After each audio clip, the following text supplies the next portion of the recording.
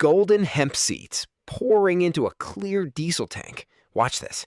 The key turns, engine fires up smooth. Light blue smoke drifts out. Now a tractor, a pickup truck, a generator, all running on the exact same fuel. 97% conversion rate. University of Connecticut proved it in 2010.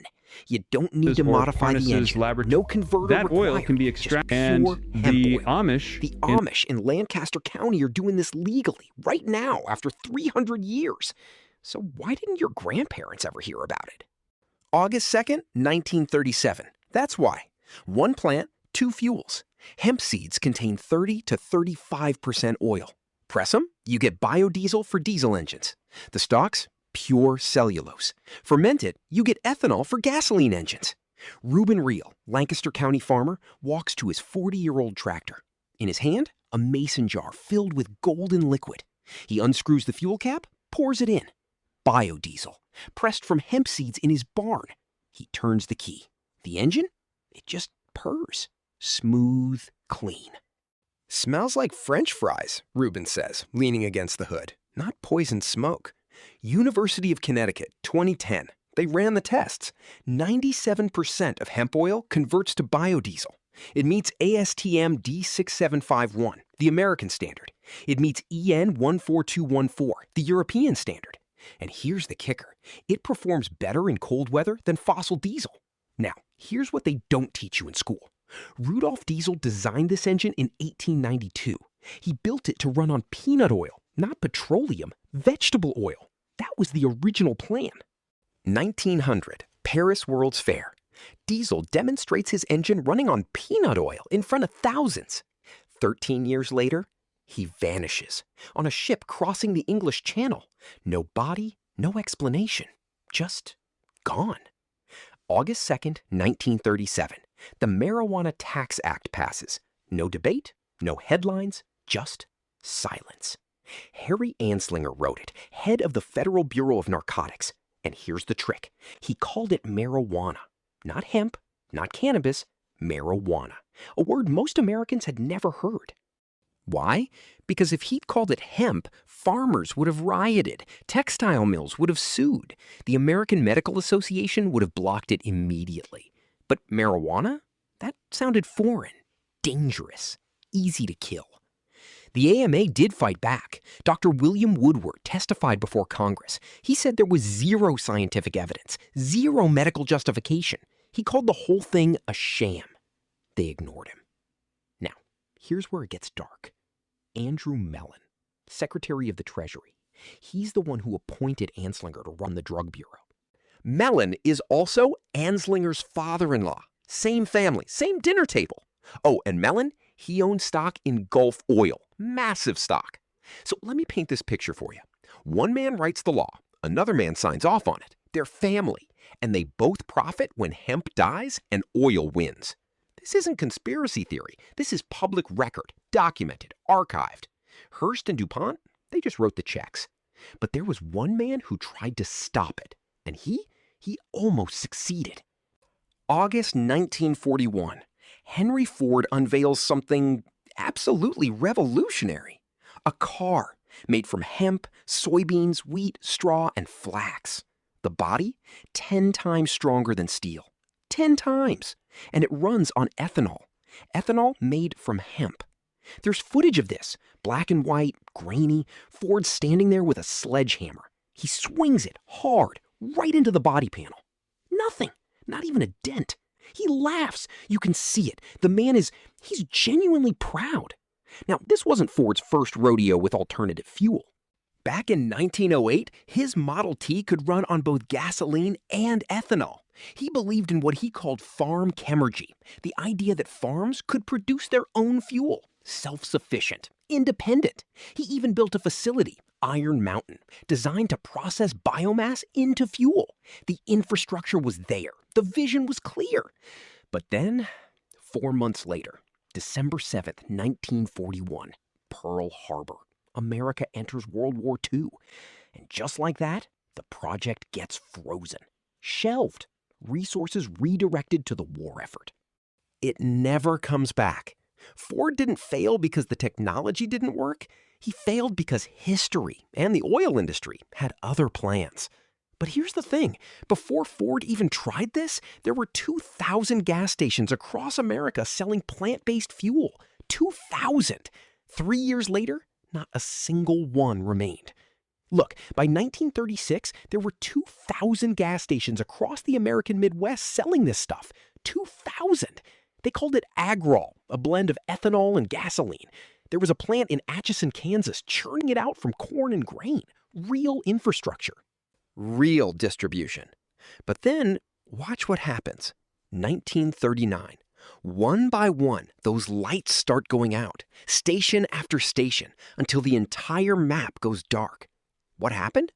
The American Petroleum Institute, the API, they didn't just compete. They systematically destroyed 50 pieces of legislation between 1933 and 1939.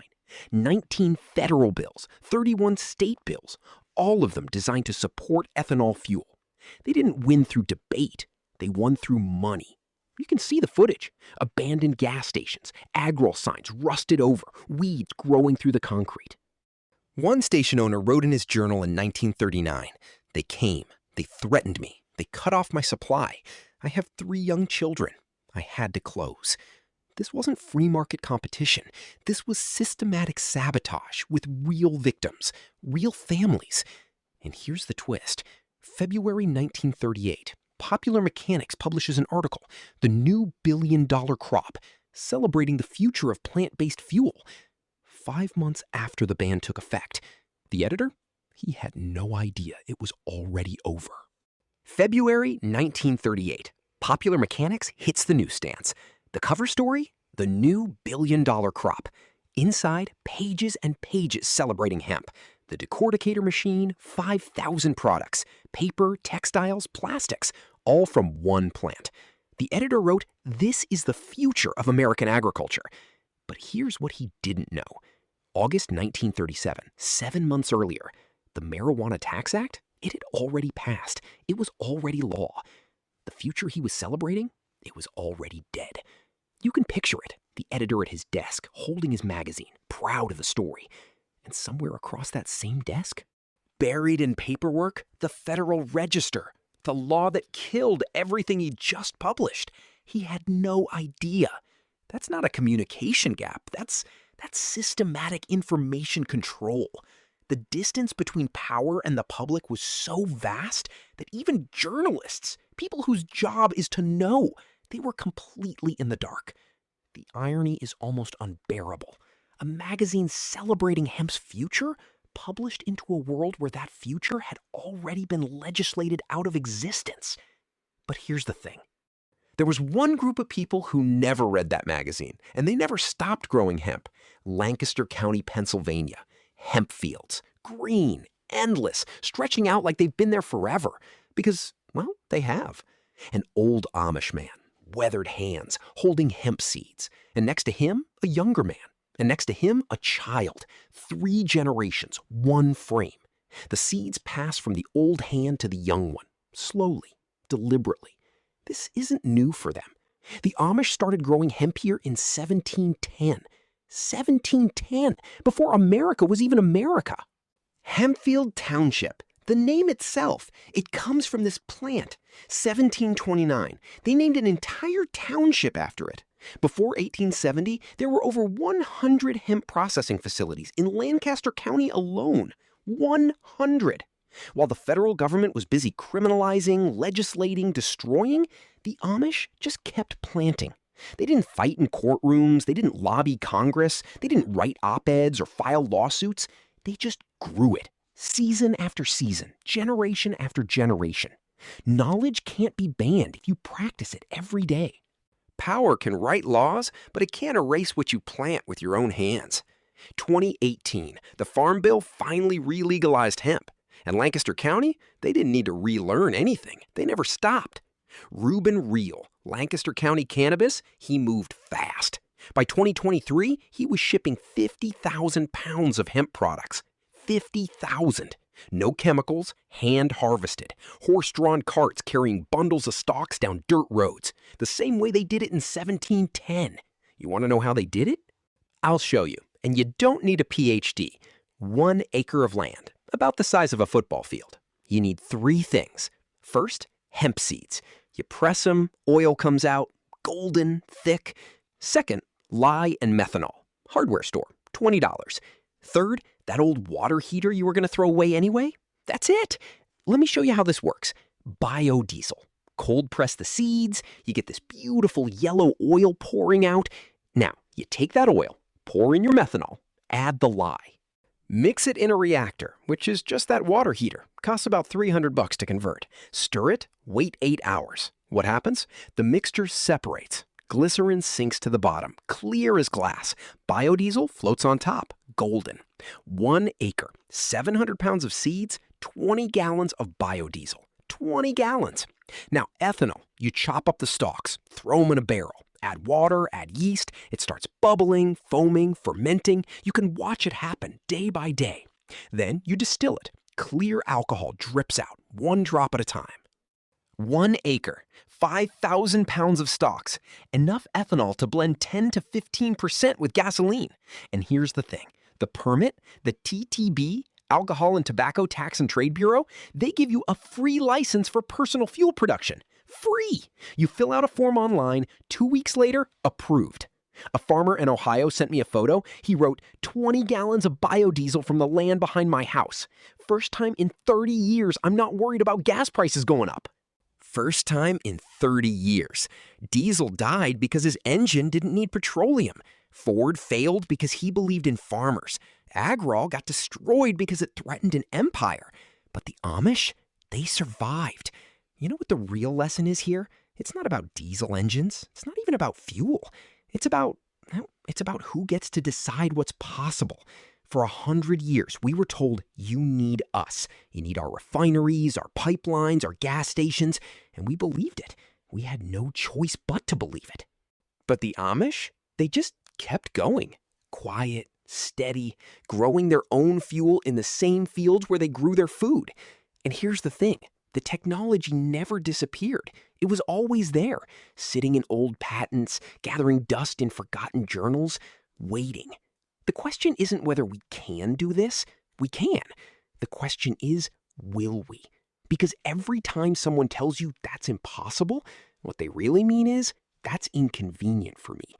Diesel knew it, Ford knew it, the Amish proved it. Now, it's your turn. Diesel died at sea. Ford smashed his hemp car with a sledgehammer. Agrol stations locked their doors for good. But the Amish, they just kept planting. See, they survived not because they were stronger. They survived because they never believed in the system to begin with. They didn't wait for permission. They planted. They pressed. They burned. 300 years, same as day one. And here's what most people miss. The lesson isn't the system is evil. The lesson is this. Knowledge can't be banned if you practice it every single day. Power can write laws, sure, but it can't erase what you grow with your own hands. Think about it. Every empire that tried to bury this technology, gone. But the Amish farmers, still here. Still running tractors on fuel they pressed last Tuesday. The real question isn't why did they hide this? The real question is, what are you going to do with it now?